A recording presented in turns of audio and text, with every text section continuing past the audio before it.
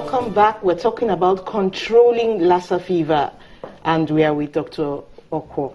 You were talking about how standards that should be adopted around the nation. Tell us more about that. These standards are very important, but then you have the standard, you also have to have the manpower to do the work. And that's why we are now calling for a clear cadre of health workers whose main focus is infection prevention and control in the workplaces. So not just pick anybody. Not just anybody, them. yes. Infection prevention and control is something everybody in every health facility must know. But then there has to be somebody who is responsible and has authority. They would usually work within the context of infection prevention committees. Okay. But we are now asking that we need to begin to develop a special cadre of health workers whose career path is clear, that it is infection prevention and control that are in charge of in these health facilities. Okay, let's take Bright's call first. Hello, Bright. Hello, good afternoon. Good afternoon. Yeah. What do we have? Go on. I want to find out, is it all rats that carries this, that transmits this disease? Because you find out in Lagos, my dear sister, it's not easy to eliminate all rats. Okay, thank you, Bright. I think the doctor is not asking us to eliminate, but let's clear this thing about whether it's all rats. No, it's not all rats. We've said it is the Mastomys natalensis. That's what we call the multi-mammate rats. I'm not asking you to go pick up the rats to look at them, but if you pick them, I see that they have a row of breasts under them. But you're never going to catch the rats and begin to look at them. But I also suspect that what would prevent one rat from your house would also prevent the other rats. So you don't need to bother yourself with a particular rat. Just make sure that your home is rat-proof. No holes, no dirt. Cover your refuse, dispose them regularly, cover your food. Avoid scavenging, avoid having your waistline in such a way that it can be scavenged, clear the bushes around your house. The list can go on and on and on, but I'm sure everybody can look at their own particular. Right? Oh, it's absolutely doable.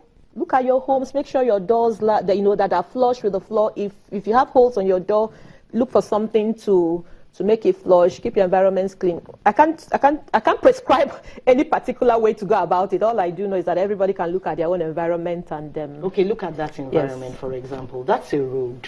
Exactly.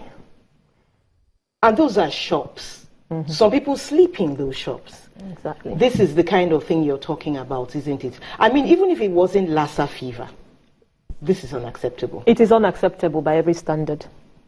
Okay, let me ask you, when you talk of a cadre of health workers for infection prevention and control, you're talking about a crop of people whose only business is to do infection control? Exactly, because infection control is it's a full-time job. And they will have enough work, They'll have more than enough work. And I'm not talking about an individual. The size will vary depending on the complexity of the health facility we are thinking about. And this will usually work within the context of a committee. I tell you, infection prevention and control starts at the moment the person walks into the health facility. Okay.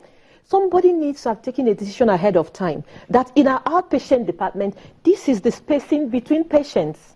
Oh. So that even while people are waiting, they don't get infected. Okay. There's a minimum distance that must be... Whether or not you suspect the person At that point, what am I suspecting? If you are sitting in a house patient when I haven't even asked you a single question, what am I suspecting that you have? So the prevention starts So from somebody there. must already have taken the decision that in our outpatient, in order to avoid all these certain kinds of infection, there must be a particular space between two patients, even while they're waiting to be attended to. That's one. Somebody needs to have informed everybody that if we have a coughing patient, we need to take a decision. Do we see them first? Okay. And then while they're waiting, do we give them a mask That's to what cover they call their nose? triage, right? Exactly, that's screening and triaging, sorting out patients based on your risk assessment. Then do they have to do this with protective equipment? Protective equipment would then be based on what you're dealing with. There is a minimum standard that must be maintained at all times. But then if you think that, oh, what I may be dealing with here may be something that then involves me to wear gloves in a certain way, something that involves my wearing face mask or goggles, this is now a decision you're taking based on what you understand the transmission of what you're dealing with to be. Okay. So if you're dealing with an airborne, if you think what you're dealing with is airborne, then you take airborne precautions. If you think what you're dealing with is contact, then you take contact precautions. But there must be a standard. Placing patients properly, hand washing, wearing gloves when you have to come in contact with body fluids. So, but somebody needs to educate the workforce. Somebody needs to educate management. Somebody needs to make sure that these things are available in the institution. Okay. Somebody needs to make sure that they're available, they're being used. So there's a lot of job for this cadre of people we're advocating for. Thank you very much. I have to stop you there. I know we can keep going on. And that's the show for today. Thanks for staying with us. I am Mary Alale Yusuf.